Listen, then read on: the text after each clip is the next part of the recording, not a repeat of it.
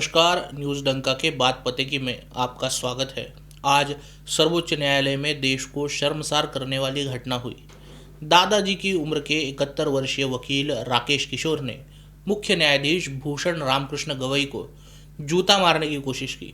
असल में दादाजी ने जूता फेंका ही नहीं, वो जूता उतार चुके थे और मारने ही वाले थे कि सुरक्षाकर्मी ने उन्हें रोक लिया। जाते जाते बूढ़े वकील ने कहा कि सनातन का अपमान नहीं सहा जाएगा। इस वाक्य में दुखद ये नहीं है कि दादाजी ने जूता चलाने की कोशिश की, दुखद ये है कि दादाजी ने जूता गलत आदमी की ओर फेंका। ये जूता न्याय व्यवस्था पर नहीं बल्कि मीडिया पर फेंका जाना चाहिए था। बीते दिनों सुप्रीम कोर्ट में राकेश दलाल नाम के व्यक्ति ने याचिका दाखिल करके मांग की थी कि खजुराहो में मुगल आक्रमण के दौरान तोड़ी गई मूर्तियां, खास करके भगवान विष्णु का सिर खंडित की गई मूर्ति को बदला जाए, उसे पुनर्स्थापित किया जाए और इसके लिए सुप्रीम कोर्ट फैसला दे। ये याचिका मुख्य न्यायाधीश बी.आर. गवई और न्यायमूर्ति विनोद चंद्रन के सामने लाई गई थी। बात इतनी सी थी कि ऐसा कोई फैसला कानूनन सुप्रीम कोर्ट नहीं दे सकता। इस याचिका को बिना किसी राग लपट के खारिज करना चाहिए था या फिर केंद्र को कानून में बदलाव लाने की सलाह दी जा सकती थी। लेकिन हमेशा की तरह सुप्रीम कोर्ट के मुख्य न्यायाधीश महोदय ने कुछ डायलॉग्स मारने की कोशिश की। हालांकि ये डायलॉग सनातन धर्म के अपमान करने के उद्देश्य से नहीं थे। आजकल सभी जजेस को पता होता है कि देश भर की नज़रें उनके फैसलों पर होती है।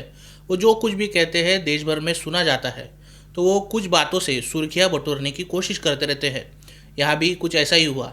CJI B R. गवई ने कहा कि आप भगवान विष्णु के कट्टर भक्त हो तो जाओ उनके सामने ही प्रार्थना करो कि वो चमत्कार दिखाए और अपना सिर खुद लगवाए। ये एक पुरातत्विक स्थल है जो आर्कियोलॉजिकल सर्वे ऑफ इंडिया के भीतर आता है। फैसले के लिए एशियन मॉन्यूमेंट एक्ट 1958 के तहत अनुमति लेनी होगी। माफ़ करना ये नहीं होगा।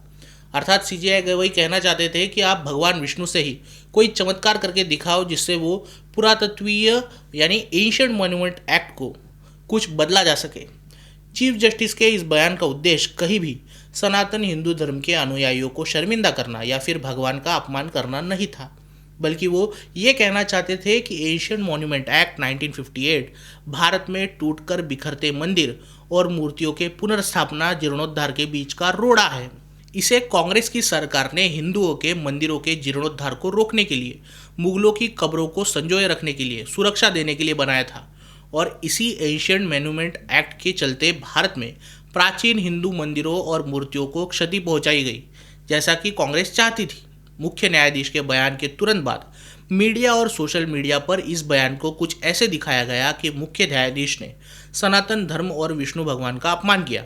कुछ लोगों ने उनकी जन्म कुंडली खंगाली, कुछ ने उन्हें धर्मद्रोही घोषित किया, कुछ ने उनके पिता का पॉलिटिकल करियर हाईलाइट किया। ऐसे समय पर मेन स्ट्रीम मीडिया का काम था कि वो असली प्रॉब्लम को सबके सामने लाए।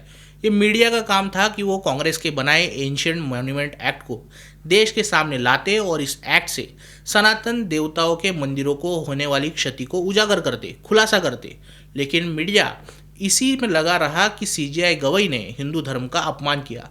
इसलिए आज जो जूता बूढ़े वकील ने सीजेआई गवई की ओर फेंकने की कोशिश की, उसकी असली दिशा न्यायमूर्ति गवई नहीं, मेन स्ट्रीम मीडिया और कांग्रेस होनी चाहिए थी। ये पहली बार नहीं है कि मीडिया अपने दायित्व से चूक गई है। इससे पहले भी ऑपरेशन सिंदूर के समय मीडिया ने खबरों को इस कदर बढ़ा चढ़ाकर दिखाया था कि एक रात में भारतीय सेना लाहौर, इस्लामाबाद और पेशावर तक पहुंच गई और नौसेना ने तो कराची पोर्ट तक उड़ा दिया था। भारतीयों की भावनाओं को आसमान तक पहुंचाने के बाद जब भारत ने सीज फायर पर सहमति दिखाई, तब लोगों ने सरकार को खूब गरियाया। लोगों को लगा कि अगर ले सकते थे तो पीओ को तो लेकर ही आना चाहिए था। लेकिन मीडिया ने छवि को बड़ा बनाकर इस तरह दिखाया कि क्विक एक्यूरेट हमला नज़रअंदाज किया गया। लेकिन कांग्रेस जैसी पार्टियों को ऑपरेशन सिंदूर एक फेलियर था ये कहने का मौका मिल गया। यहाँ भी सबसे बड़ी गलती मीडिया की ही रही। आज हमारे देश में सोशल मीडिया हर तबके तक पहुंच चुका है। खबरें वेब पोर्टल्स, यूट्यूब वीडियोस और ग्राफिक्स के जरिए आम जनता में तेज़ी से फैलती है। ऐसे में खबरें जनता तक पहुंचाने वाली मेन स्ट्रीम मीडिया की बेसिक जिम्मेदारी बनती है कि वो चीज़ों को वैसे ही दिखाए जैसे वो हुई है, उन्हें मैग्नीफाई करे। सोशल मीडिया पर प्रो हिंदू बनने के चक्कर में बड़े सोशल मीडिया अकाउंट्स बिना पूरी बात सुने और समझे सीधे ट्रोलिंग का रास्ता चुनते हैं और नेगेटिव कमेंट्स भी आने लगते हैं।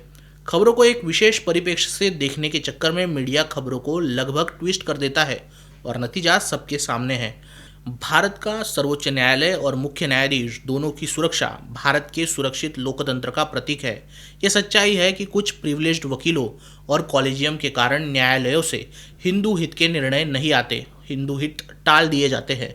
ऐसे फैसले और टिप्पणियां आती है जो हिंदू भावनाओं को ठेस पहुंचाती है, पर इसका जवाब आंदोलन हो सकता है, न्याय की मांग हो सकता है। यह दृढ़ता, धैर्य और लचीलेपन का काम है।